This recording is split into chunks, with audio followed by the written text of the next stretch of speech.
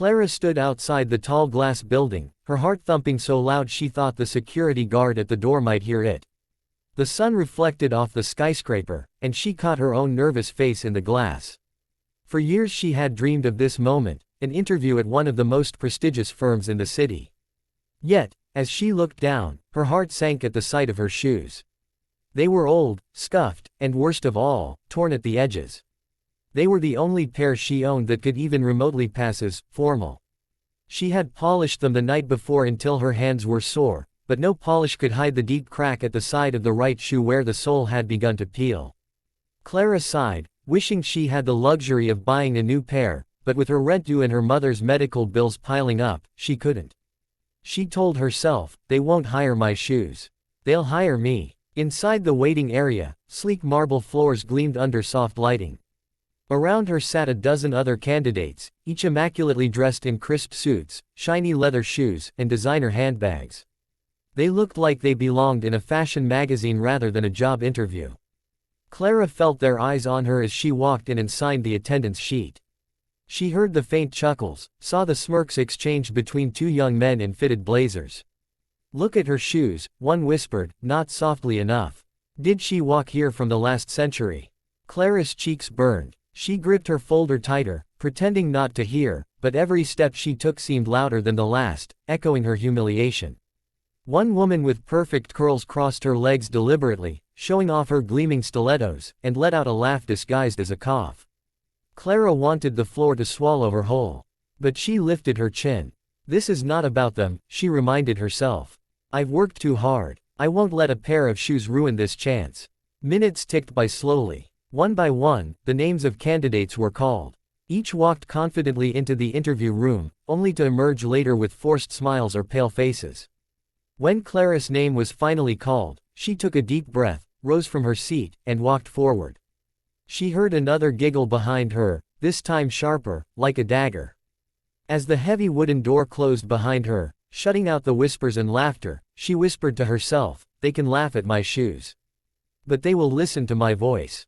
The interview room was vast, with a long polished table where 5 executives sat. Clara immediately felt small, but she forced a smile as she greeted them. The middle-aged man at the end of the table, clearly the CEO, sat with his hands folded, his sharp eyes scanning her from head to toe.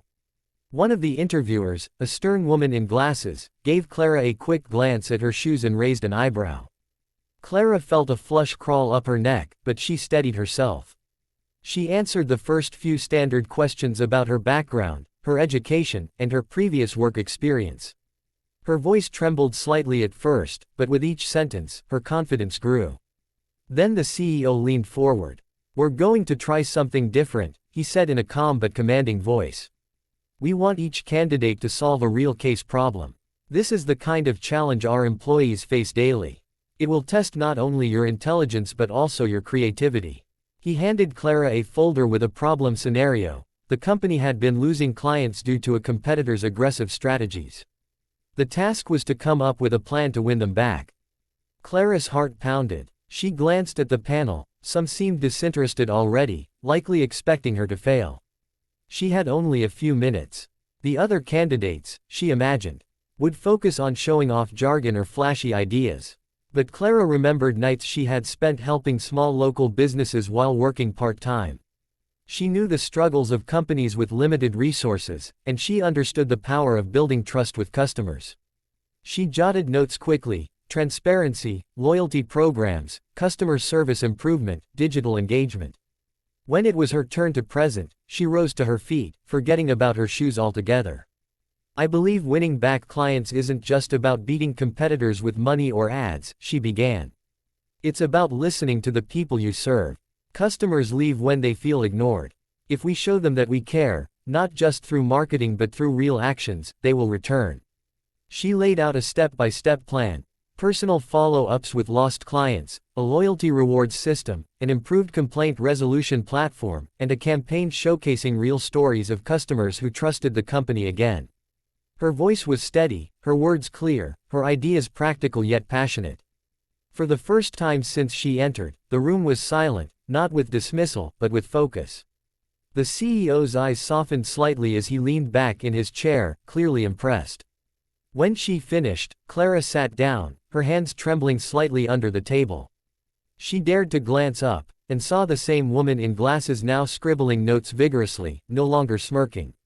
For a moment, Clara forgot about her torn shoes. She realized that every eye in the room was on her, not with pity or judgment, but with respect.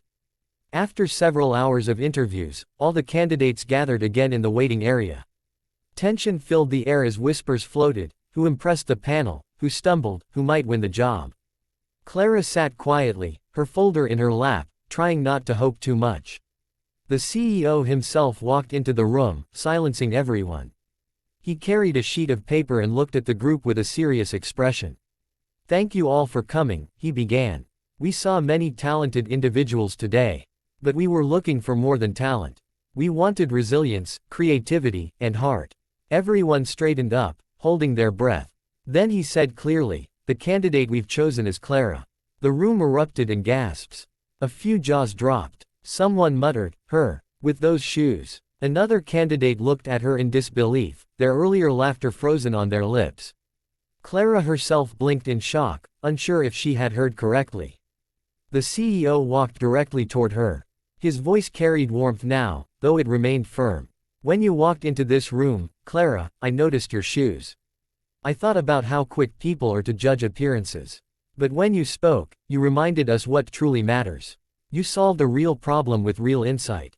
You showed grit. And grit," he paused, "is worth more than polish." Clara felt tears prick her eyes as she rose to her feet. The same shoes that had humiliated her now seemed irrelevant.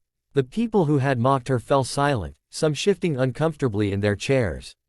For the first time, Clara didn't feel small, she felt powerful. As she shook the CEO's hand, he whispered, just for her to hear, "Never be ashamed of where you came from. It's what makes you stronger." Walking out of the building later, Clara held her head high. She'd passed by her reflection again in the glass doors, and this time, she didn't see torn shoes. She saw a young woman who had fought through hardship, who had believed in herself when others didn't, and who had just won her future. Behind her, the whispers of mockery had turned into murmurs of respect. She had proven, once and for all, that character and skill shine brighter than appearances.